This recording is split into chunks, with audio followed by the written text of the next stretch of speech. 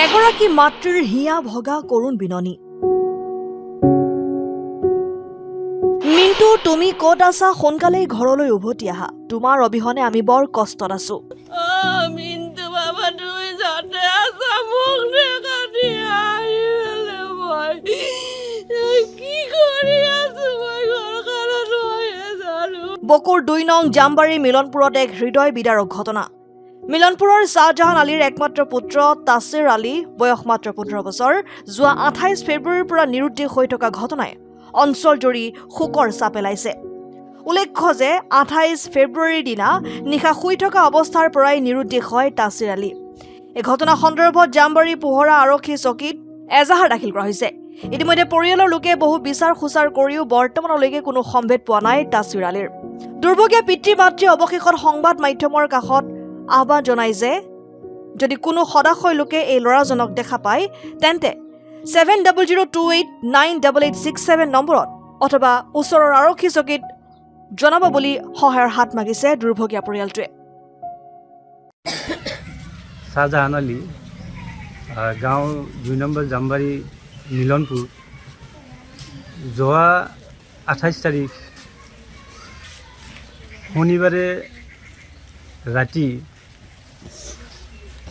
প্ৰায় ২ বজাৰ পৰা ৩ বজাৰ ভিতৰত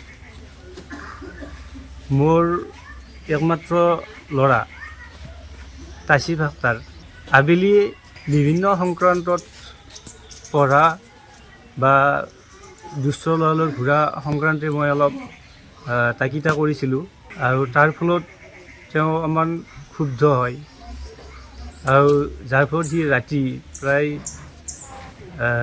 ২৮ তাৰিখে ঠিক পুৱতিৰ সময়তে ঘৰৰ পৰা নোহোৱা হয়। গতিকে আপোনালোক মই বিনম্ৰভাৱে অনুৰোধ জনাইছোঁ, কোনোবাই যদি তেওঁক দেখা পায় আমাৰ বকোৱা আৰক্ষী জামবাৰীৰ জৰিয়তে বকোৱা আৰক্ষীক যদি আপোনালোকে জনায় তাৰবাবে মই বিনম্ৰভাৱে কাতৰ অনুৰোধ জনাইছোঁ।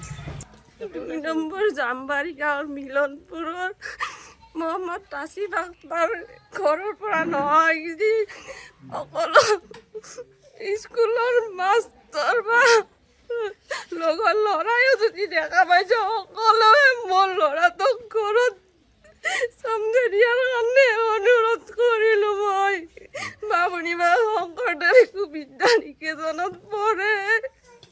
সকলো লগৰ ল'ৰাকো কৈছোঁ, মই অসমবাসী সকলো মানুহকে কৈছোঁ, মই মোৰ ল'ৰাটো য'তে দেখা যাতে সকলোৱে মোক চামগে দিছে।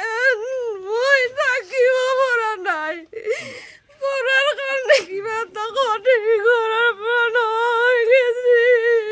পৰীক্ষাৰ ৰুটিন দিছে, দেউতাকে পঢ়াৰ কথা কওঁ, মই কওঁ সেইকাৰণে নহয় গেছি। মোৰ ল'ৰাটো যায় য'তে দেখা পা মোক চামগে দিবি। ঘৰত মই মিণ্টু বুলি মাতো, মিণ্টু বুলি। News desk report and 24 Assam।